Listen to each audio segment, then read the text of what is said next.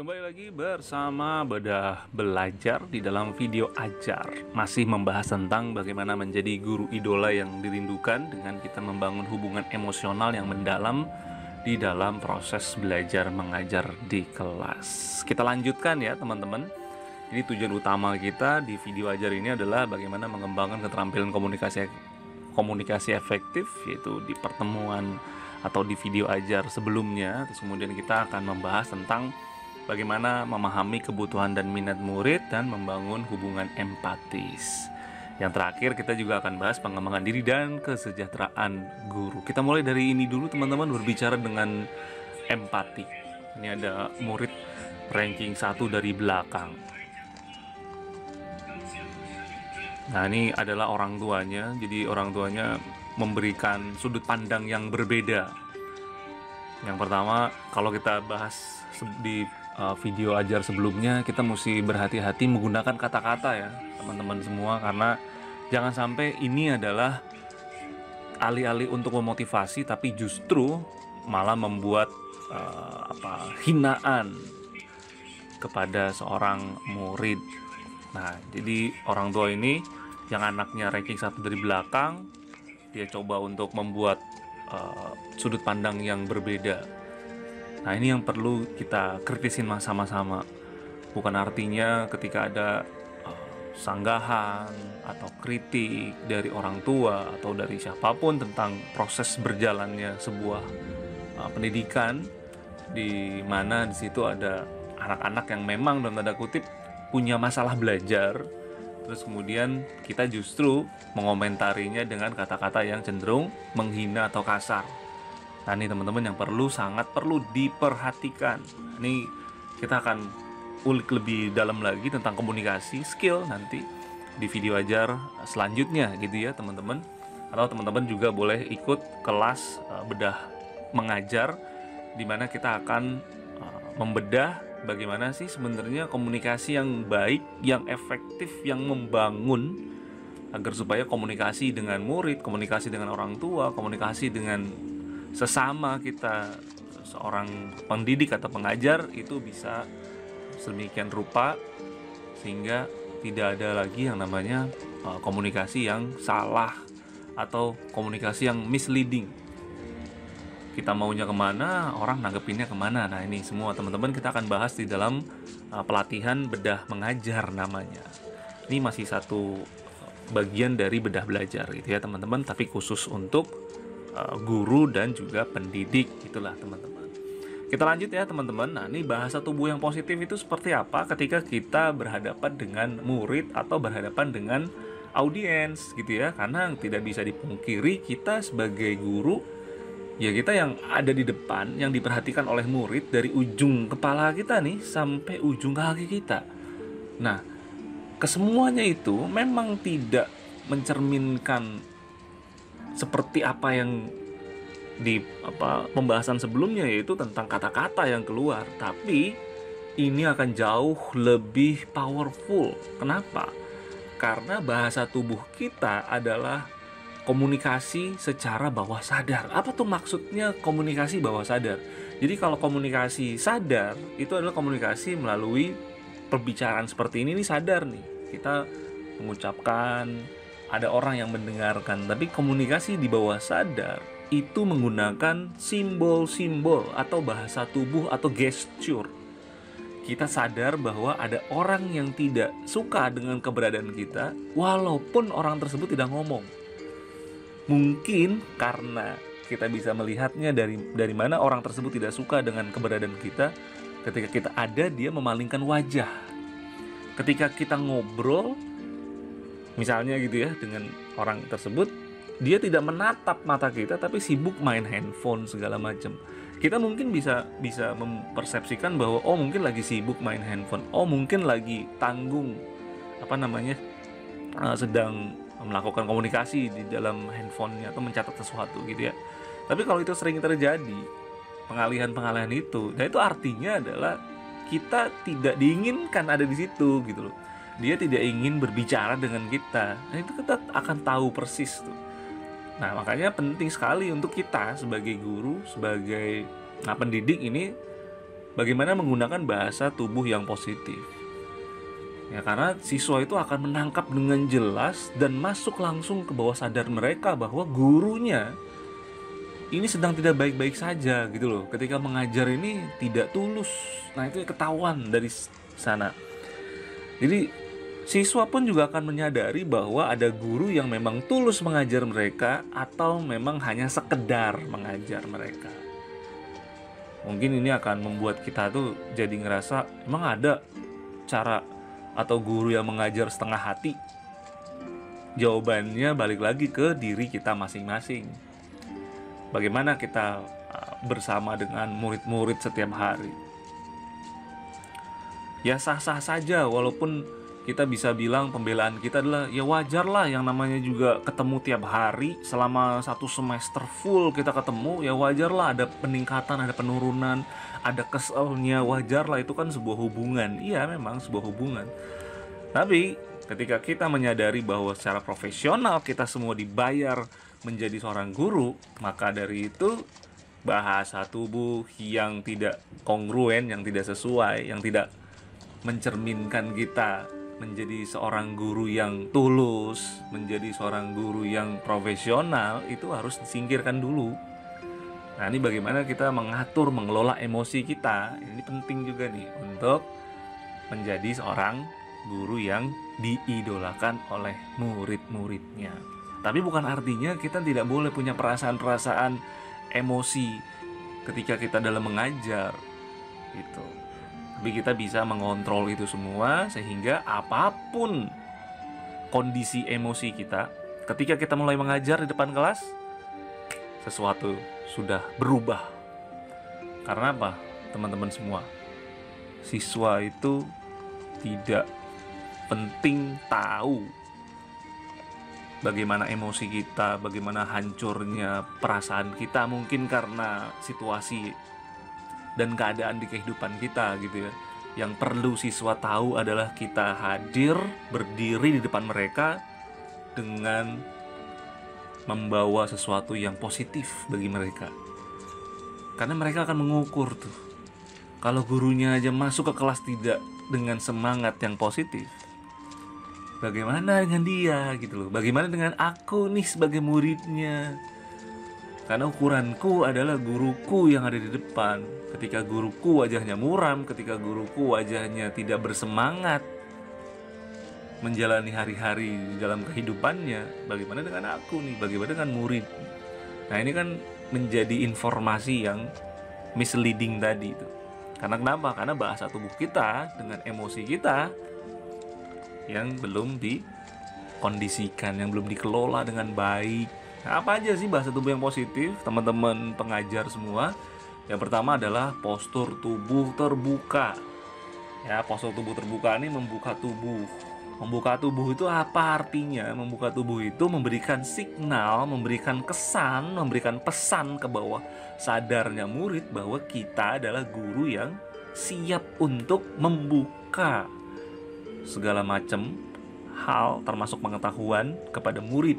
Termasuk kita juga membuka, jika murid itu punya kesulitan, jangan ragu untuk bertanya, jangan ragu untuk memberikan sanggahan atau kritik.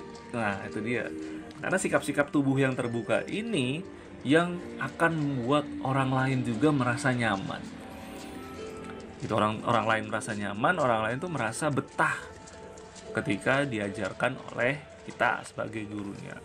Nah, ini postur tubuh yang terbuka, misalnya sikap duduk yang tegak, tangan yang terbuka. Tangan terbuka itu artinya membuka lebar ketika kita menjelaskan sesuatu di depan audiens, di depan murid. Nah, ini tangan kita membuka lebar. Nah, sikap-sikap seperti inilah yang penting, yang akan memberikan kesan mendalam kepada murid ketika kita mengajar.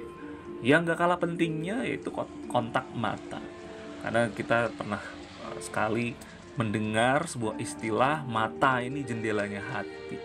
Jadi ketika kita menatap mata dengan mata, disitulah kita bisa melihat yang namanya rasa peduli, yang namanya rasa perhatian, yang namanya kehangatan. Itu adanya ketika kita saling menatap mata dengan mata.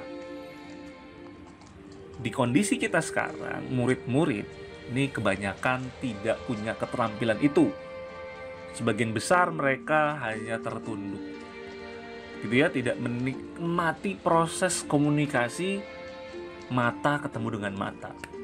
Kenapa hal ini bisa terjadi? Hal ini bisa terjadi karena pengaruh dari gadget gawai. Mereka menggunakan HP, mereka menggunakan sebagian besar aktivitasnya, baik itu di sekolah maupun di luar sekolah, itu menggunakan HP. Mereka menatap layar, mereka terbiasa untuk berinteraksi melalui layar. Nah, inilah yang menjadi masalah ketika mereka berbicara dengan orang lain, berbicara face to face, saling menatap, itu mereka agak sulit untuk dilakukan karena kebiasaan-kebiasaan dalam sehari-hari mereka tidak pernah latih. Mereka akan canggung ketika menatap mata. Ini bukan konteksnya ketidaksopanan gitu ya, karena menatap mata. Karena bisa dipastikan untuk kita yang maju di depan sebagai pendidik, sebagai pengajar, ketika mata tidak diperhatikan, kepala tidak menghadap ke depan, ini kan bisa jadi signal juga bagi kita loh ya, yang ada di depan, bahwa murid tidak tertarik dengan apa yang kita bicarakan, gitu loh. Ya even dia sedang sibuk membersihkan atau membereskan mengeluarkan buku, melihat halaman segala macam, tapi itu berapa menit? Sepanjang kita menjelaskan, taruhlah kita menjelaskan 10-15 menit gitu ya. Nah, kalau sebagian besar siswa nunduk, tertunduk tapi tidak melakukan apa-apa, ini perlu dipertanyakan, sebenarnya mereka ini tertarik atau bagaimana terhadap apa yang sedang kita ajarkan. Gitu ya, makanya membuat kontak mata ini sangat penting bagi kita seorang guru. Nah, kemudian yang tidak kalah pentingnya juga yaitu senyuman atau ekspresi di wajah. Nah, bukan hanya senyum ya, senyum itu kan hanya salah satu dari banyak ekspresi. Jadi ketika pun kita menjelaskan pembelajaran, ekspresi itu bisa terlihat ya dari tekanan kata-kata yang kita gunakan. Itu juga ada ekspresinya, teman-teman semua. Ekspresi kaget itu kan kata-katanya juga bisa kita stretching gitu. Nah, itu kan ekspresi kaget gitu ya. Ekspresi tertawa, ekspresi ceria itu bisa terlihat, terdengar, dan juga terasa. Apalagi kalau misalnya kita bicara tentang pembelajaran berdiferensiasi nih. Nanti di next video kita akan bedah sedikit gitu ya tentang apa kaitannya vokal kita terhadap diferensiasi atau pembelajaran diferensiasi. Nah, teman-teman nanti bisa juga ikutan kelasnya itu yang lebih dalam lagi. Kita akan bedah tentang bagaimana tuh pembelajaran diferensiasi dan menyesuaikan masing-masing siswa dengan gaya belajarnya siswa. Terus bagaimana menyesuaikan juga dengan cara kita menjelaskan kepada masing-masing gaya tersebut, gitu ya. Jadi ekspresi kata ini bisa terasa, bisa dilihat, dan juga bisa didengarkan. Jadi kalau misalnya teman-teman mendengar voice over yang ada di iklan-iklan gitu ya, iklan di radio, di TV, nah itu pakai bahasa, kalau istilah voice over adalah smiling voice. Jadi berbicara seperti sedang atau sambil bahagia gitu. Ini akan beda ketika kita bicara secara dalam dan serius. Ini akan sangat berbeda sekali, teman-teman. Itu akan terasa bedanya. Nah, ini semua akan terasa ketika kita menggunakan kata dengan ekspresif, gitu ya. Terlebih lagi kalau misalnya kita memiliki gesture juga, kita padukan tuh dengan gesture ketika sesuatu kata yang penting yang butuh siswa ingat, kita tambahkan juga dengan gestur. Nah, itu akan membuat ingatan dengan kata-kata akan sangat berkesan di dalam bawah sadarnya siswa. Nah, ini teman-teman, bahasa tubuh yang positif untuk membangun komunikasi yang efektif gitu ya dengan siswa. Nah, kemudian yang gak kalah pentingnya adalah bagaimana memahami kebutuhan murid. Nah, ini menjadi esensi ya sekarang di kurikulum Merdeka Belajar. Jadi kita harus kali pertama tuh mengidentifikasi apa sih sebenarnya kebutuhan dan minatnya murid, supaya kita bisa masuk ke dalam dirinya si murid, supaya kita bisa mencari celah apa sih sebenarnya yang diinginkan oleh murid, apa sih yang dia cari gitu ya. Mungkin siswa sendiri juga masih belum tahu tuh apa yang dia cari, tapi dengan mengidentifikasi kebutuhan dan minat itu setidaknya kita tuh udah punya kuncinya untuk bisa membuka masuk ke dalam hatinya gitu. Apa yang kita amatin? Yang kita amatin adalah perilaku dari murid. Nah, perilaku yang kelihatan, perilaku yang dalam keseharian itu konsisten diperlihatkan oleh murid selama proses belajar mengajar. Nah, ini juga bisa mengidentifikasi pengetahuan kita tentang pribadi atau karakter murid itu di awal. Supaya perkembangan selama 1 semester ini, gitu ya, 1 semester kita bisa tahu, semester genap atau semester ganjil ini kita bisa tahu tuh seberapa perkembangannya dari awal kita melakukan identifikasi kebutuhan. Karena kan inti dari pendidikan adalah berubahnya seseorang, behaviornya seseorang gitu ya, kalau teori behaviorism gitu. Begitu juga dengan teori konstruktivisme gitu kan. Nah, bagaimana seorang siswa ini bisa belajar mengkonstruksi pengetahuannya sehingga mereka tahu apa sih yang didapatkan dari proses belajar mengajar tersebut. Nah, kita kan mesti mengidentifikasi itu. Bagaimana mereka bisa mengkonstruksi, bagaimana mereka bisa menyusun kembali selama belajar mereka menjadi sebuah pengetahuan dan sebuah pemahaman yang lebih mendalam ketika kita seorang guru ini tidak mengetahui atau tidak mengidentifikasi sebelumnya kebutuhan dan minat murid. Ya orang udah gak minat dari awal, orang kita juga sebagai guru misalnya gitu ya, tidak menggali minat murid, ya otomatis bagaimana siswa untuk mengkonstruksi pembelajaran selama di kelas? Karena dari minat aja kita gak dapet gitu. Nah, mengidentifikasi kebutuhan murid tidak tanpa tantangan, alias ada tantangannya pastinya. Ini menggali informasi itu pasti sulit gitu. Ada beberapa hal yang bisa kita lakukan, walaupun setiap hal tersebut ada kelebihan, ada kekurangan dari identifikasi tersebut. Kita mendapatkan datanya ini akan perlu banyak angle atau perlu banyak cara gitu ya. Bisa jadi dengan mewawancara secara langsung, atau juga pakai cara yang berikutnya, yaitu koordinasi dengan orang tua atau wali murid, supaya kita bisa meng-cross check bagaimana kita memastikan bahwa karakteristik yang anak tampilkan di kelas itu sesuai dengan apa yang ada di rumah. Karena biasanya ini suka kebalik, apa yang ditampilkan di sekolah nggak ditampilkan di rumah, apa yang ditampilkan di rumah nggak ditampilkan di sekolah. Dan ini juga menjadi misleading lagi nanti ketika kita ketemu dengan orang tua di acara bagi rapot ya. Ketika kita menyampaikan perkembangan siswa, bahwa siswa ini belum bisa begini gitu ya, tapi orang tua merasa bahwa enggak kok, di rumah tuh dia begini, padahal dia tuh sudah melakukan ini itu. Nah itu loh, maksudnya jadi ada sesuatu yang nggak match gitu. Kita sebagai guru jadi sebuah tanda tuh, kok gurunya nggak tahu sih gitu loh, kok gurunya nggak paham sih sedalam itu gitu. Makanya kita mesti menggali nih informasi-informasi tentang siswa. Nah, keterampilan kita sebagai seorang guru, lepas dari bagaimana kemampuan kita mengajar dengan baik, nah salah satu komponennya kita sebagai guru idola yaitu kita bisa mengidentifikasi kebutuhan murid. Kita tahu betul siapa murid kita tahu betul bagaimana karakter murid kita itu. Sehingga orang tua pun juga akan merasa bahwa oh berarti anak saya ini mendapatkan guru yang bagus, guru yang pas, guru yang sesuai, guru yang bisa mengembangkan dan mengetahui apa minat bakat dari siswa.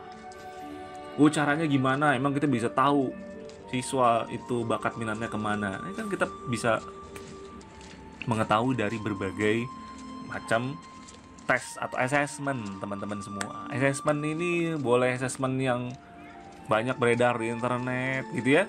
Ini assessmentnya kita sesuaikan dengan apa kebutuhan kita, sedalam apa kita mau tahu tentang pribadi dari siswa ini. Dan kita punya catatan tersendiri tuh masing-masing siswa. Misalnya kita punya 30 anak satu kelas, atau 35 anak misalnya gitu ya, atau 25 anak gitu. Nah, kita mesti tahu tuh masing-masing ini karakteristiknya seperti apa. Nah, itu akan di-compare. Atau kita bisa mengklasifikasi. Ini yang paling mudah aja nih, kalau misalnya kita kaitkan lagi dengan belajar berdiferensiasi tadi. Kita klasifikasi dengan gaya belajarnya apa. Oh, kelompok ini gaya belajarnya ini. Siapa-siapa aja nih kelompok belajarnya ini. Ini kelompok belajar ini siapa-siapa aja. Nah, terus bagaimana tuh mengembangkan atau membuat potensi dari karakteristik si anak ini melalui gaya belajar ini itu bisa maksimal. Itu seperti apa? Nah, minimal itu yang paling sederhana gitu ya. Kalau mau lebih dalam lagi, kita bisa tahu lagi dari apa sih elemen-elemen yang ada dalam diri si anak ini. Atau akan jauh lebih dalam lagi tuh, kita bisa menguak, bisa membaca ke dalam diri anak.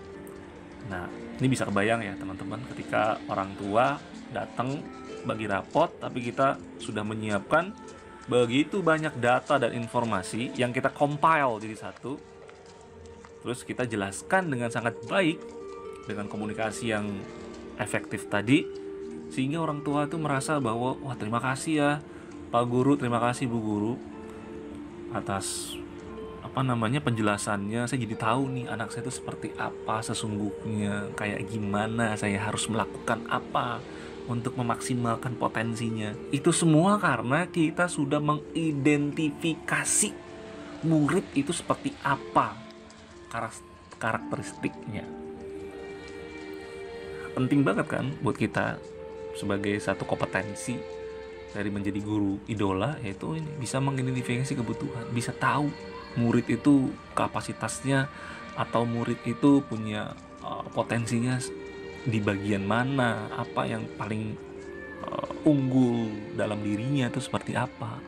Nah, ini kan informasi kunci sebenarnya yang dibutuhkan oleh kita sebagai pengajar atau juga orang tua untuk mengarahkan anak ini kemana gitu.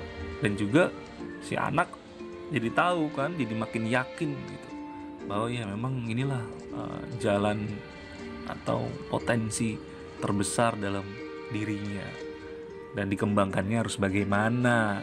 Nah, ini kan butuh diskusi yang akhirnya tujuan besarnya adalah untuk kesuksesan murid anak itu sendiri. Ini teman-teman, ini memahami kebutuhan murid menjadi salah satu kompetensi menjadi guru idola.